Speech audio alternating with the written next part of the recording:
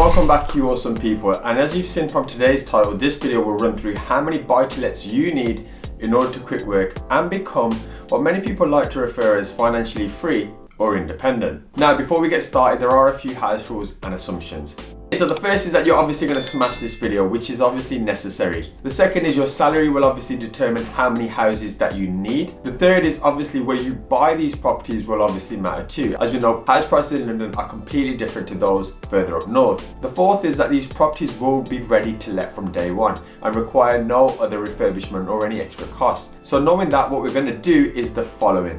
We're going to assume that you have a monthly average income of £2,000 net that we need to replace. We're also going to assume that you've obviously smashed the like button. We're then going to assume that you will opt for an interest-only mortgage rather than a repayment. Again, watch this video if you need more information on that. And also I'm going to assume that you will purchase this via a limited company. My next assumption is that you work out the tax yourself, as tax isn't really my strong point, but what I will be doing is knocking off 20% for corporation tax as it's purchased in a limited company. And also I'll assume that you'll self-manage this, because after all, hypothetically, you're ready to give up your job. Now with this in mind, I can also appreciate every single one of you has a different amount to invest. But the goal of this particular video is just to hypothetically see how many buy-to-lets it could potentially take you to replace your income. Now, I don't know the exact answer by the way, so I'll actually be playing along with you all throughout this video. But if you're cash rich and want to avoid the BRR strategies and single lets or jumping into commercial conversions or any land deals, and you just want to put it into somewhere that brings you an income, then this is pretty much what you need to do.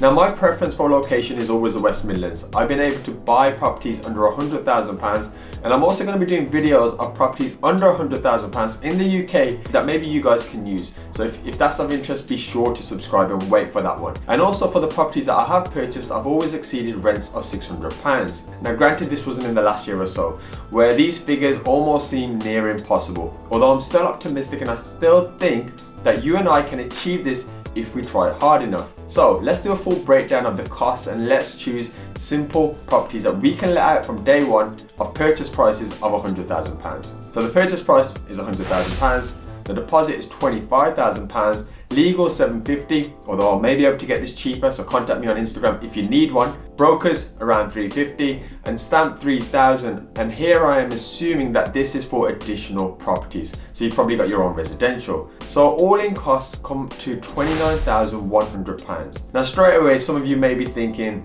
buy-to-lets to achieve financial freedom this way by simply going out and dumping 25% down probably isn't the way. And if that is you, be sure to sub, as I'm doing the quickest way to replace your income via property with the same assumptions using other strategies. So if you need other strategies, then make sure you subscribe. And also I'm going to assume that rents of £600 per calendar month will be achieved. And just to give you guys some context, both of the properties that I purchased were terraced houses, and one was a 3-bedroom with 1 living room and 1 lounge, giving me £650 per calendar month. And the other was a 2-bedroom large mid-terraced house with a man cave downstairs and a tidy little loft area too, achieving initially £650, but I actually reduced it to £600 later on. That is a story for another day. So with £600 coming in, we are now needing to factor out what's going out. So let's do some calculations on this. So we have a mortgage of circa £184 at around 2.95%, insurance of around £20 a month, EPC, which is a one-off £45, so let's just call that £4 a month, and we're going to be putting around 10% away for voids and maintenance of £60,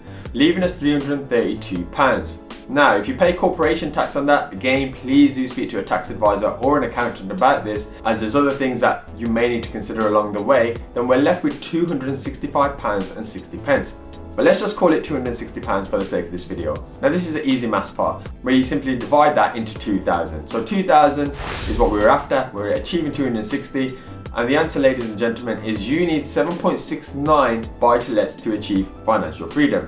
Now I have yet to buy 0.69 of a house, so 8 houses will likely be the sweet spot. Now over 10, 15, 20 years, this is actually quite achievable if you save and you work hard and you bring in multiple streams of income. But to do this in a few years, you're likely going to require, here comes the maths, 8 times £29,100, which is £232,800. And here we are assuming that the costs are the same throughout and your rates don't suddenly shoot up, as you will become a portfolio landlord post for properties. Now this is why knowing about other strategies such as commercial conversions, BRRs, I think that's enough R's, where you can literally add value and recycle your cash, are really worth their weight in gold. And that, my friends, is pretty much that. I'm going to leave it there, and I look forward to seeing you all in a few days. So until next time, thanks for watching.